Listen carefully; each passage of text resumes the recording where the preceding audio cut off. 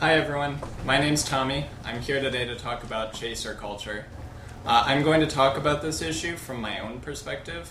I am a cisgender man who's in a relationship with a trans woman, and I want to talk about the problem of chaser culture from the perspective that I understand the best, which is the community of cisgender men who date and who are attracted to transgender women. Because there's a huge problem of fetishization, objectification, and shaming among those relationships. Chaser culture is a lot bigger than that, but I'm talking about what I understand the most. Also, I apologize if the way I talk about this comes across as heteronormative, but I do get the impression that the problem of chaser culture is the worst between cisgender men and trans women. So for starters, what does chaser culture with those two communities look like? There's a lot of cisgender men who are attracted to and who date trans women, but they remain hidden in society. They treat their partners as a source of shame, and they fetishize and objectify those women. And basically, a lot of this, I think, comes from the way that the media portrays these relationships. Every time it's discovered that a celebrity is dating a trans woman, it turns into this huge scandal. Their relationship is shamed, and the cisgender man involved never steps up and says, yes, in fact, I do love this woman, and she's very important to me. But instead, he sulks back into his place of privilege and leaves her. So it's a huge problem. And also there's a lot of jokes that occur in the media, like the butt of the joke is there's a man who is attracted to a woman. That woman turned out to be trans, and then that's somehow funny. So I think that's a large part of where this chaser culture comes from, is the shaming that society does. But what makes this such a huge problem is that these cisgender men project that shame onto their trans partners, and it really hurts those partners. Trans people are already going through so much, and then they have partners that are not supportive.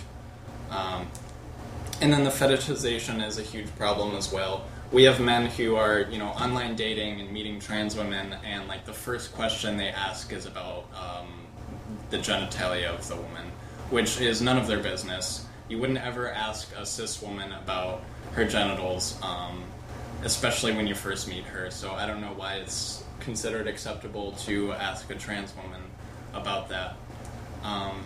A lot of this is just common sense. You should treat someone with respect. It's not acceptable to hide relationships. After a while, you should introduce the person to the important people in your life, your family and friends, and all of that. But instead, we have men that are treating trans women very poorly.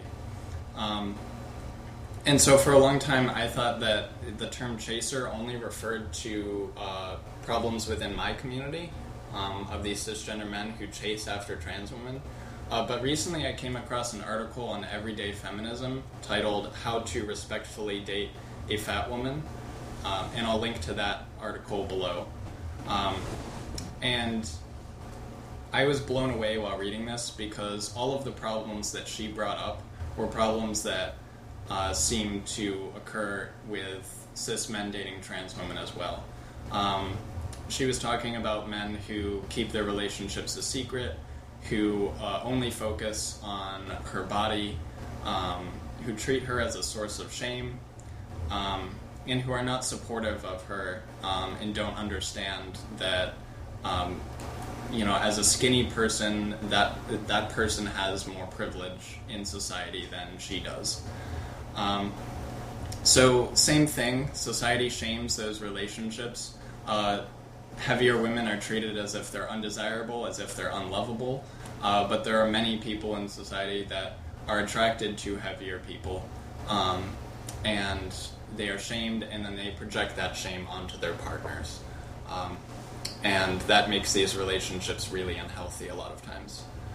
So chaser culture, of course, affects a lot of different communities. Another community that I've been thinking about recently has to do with race lines, because I was recently reading the autobiography of Malcolm X, and he talked about when he was a kid, in the town he lived in, there was this bridge that separated the white community from the black community. And at night, very secretively, white women would cross the bridge and meet up with black men to hook up with them, but they would never get into a committed relationship. Many of them were already in relationships with white men. And the problem here is that if those relationships were discovered, the black men could be in danger of being lynched, but the white woman would be, in danger of having like a slap on the wrist and she'd go back to her life.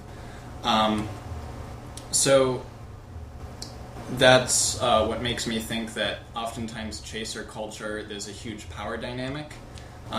These problems occur in relationships when one person has a lot more power and privilege than the other. And oftentimes those people are unwilling to give up their power, to put their privilege at risk, to stand in support of their partner. So to all chasers out there, whether they are chasers based on gender identity, weight, race, or anything like that, it is not acceptable to try to cling to your power and privilege instead of supporting your partner.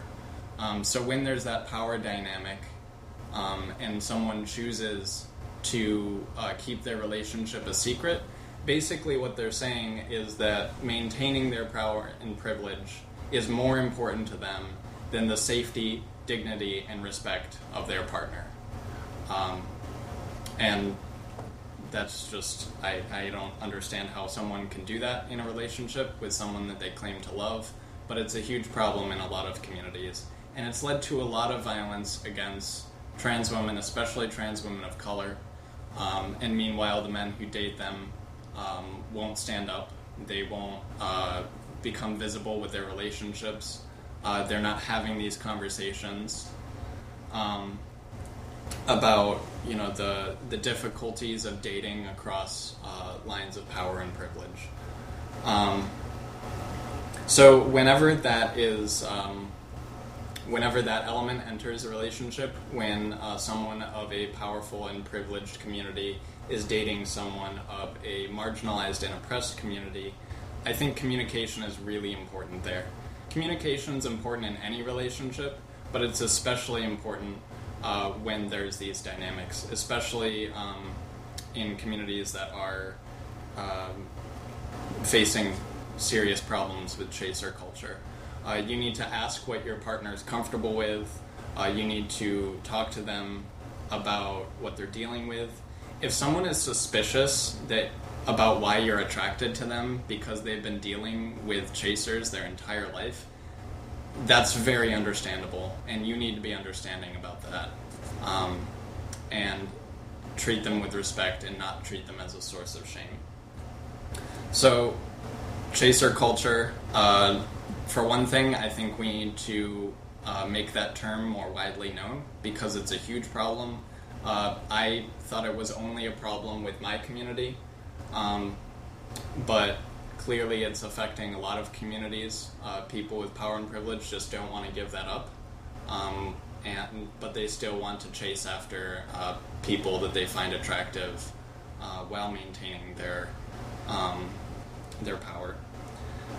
So I think we need to talk more about chaser culture in general.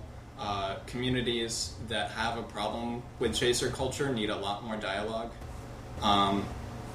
For example, my community of cis men who date trans women, we're just now starting to organize, to self-educate, to come out and stand up in support of our trans women partners. And we're trying to be more supportive and have these discussions about how we can fix this. So other communities that have problems with chaser culture as well also need to have those discussions. So the last thing I want to leave you with is I think we should start a hashtag called hashtag #ChaserCulture. And use that to continue this conversation. I don't want this conversation to end after this video. We need to talk about how chaser culture manifests itself. So use the hashtag chaser culture to maybe talk about how chaser culture has affected you. If you are a member of a community that has a problem with chaser culture, maybe call out other members of that community, tell them to step up. And let's just make this term more well known, because if we're pretending that this doesn't exist, if people don't know that it's a problem, then we can't begin to confront it and work to change it. So thank you for watching. Remember, that's hashtag #ChaserCulture, and let's continue this conversation. And if you like this video, my channel is called Liberation Now. Please subscribe. You can also follow me on Facebook and Twitter. My name's Thomas Matt. Thank you.